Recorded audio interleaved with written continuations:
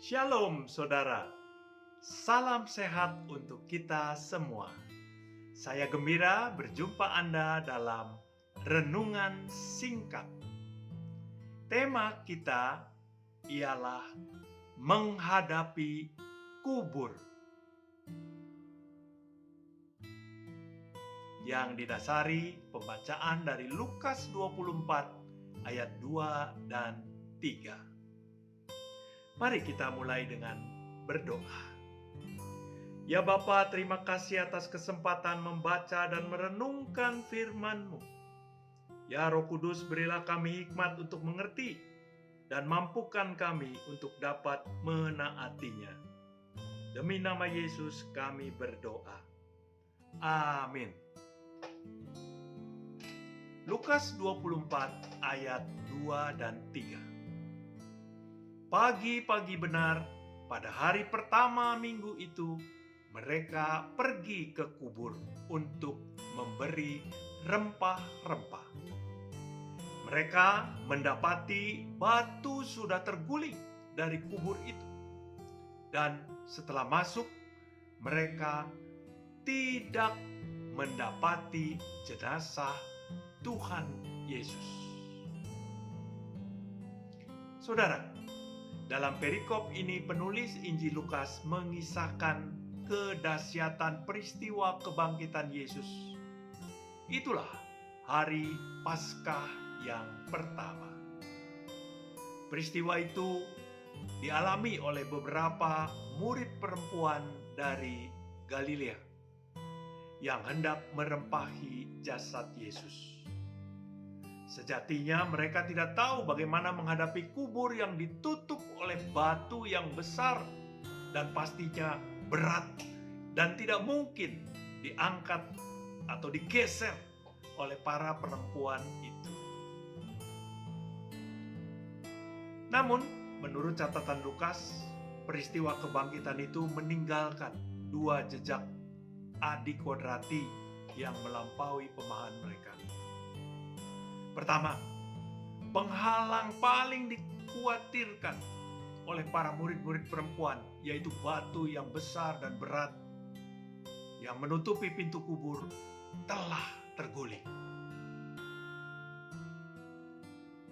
Yang kedua, batu yang terguling itu adalah bukti kekuatan Allah yang dapat dibatasi oleh apapun. Segala penghalang dapat dengan mudah disingkirkan, bahkan dilenyapkan. Dan itu terjadi karena Yesus sudah bangkit dari kematian. Ia sudah mengalahkan maut. Saudara, di sini kita melihat bahwa jasad Tuhan Yesus yang sudah tidak ada di kubur itu bukan berarti jasadnya hilang. Juga bukan berarti bahwa jasadnya diambil dan disembunyikan oleh para murid. Kubur kosong berarti Yesus telah bangkit dari kematian. Kubur kosong membuktikan bahwa Yesus hidup. Dan apa yang dikatakan oleh Yesus sebelumnya tergenapi pada waktu itu. Nah, pertanyaannya, apa arti kedua berita Paskah itu bagi kita pada masa kini? Saudara, Yesus telah bangkit dan hidup. Kenyataan ini membuktikan bahwa maut telah dikalahkan.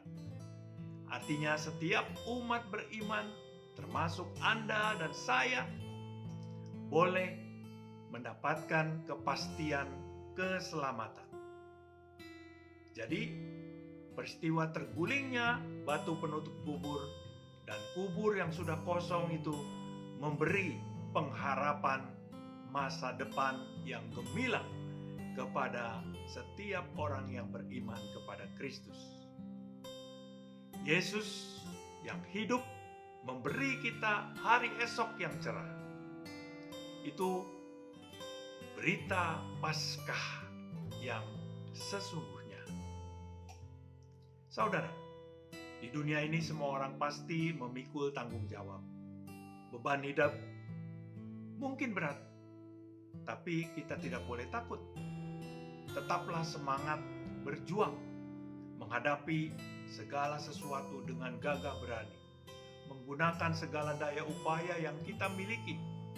Dan di atas semuanya, selaku umat beriman, kita minta pertolongan Tuhan yang telah bangkit dari kubur.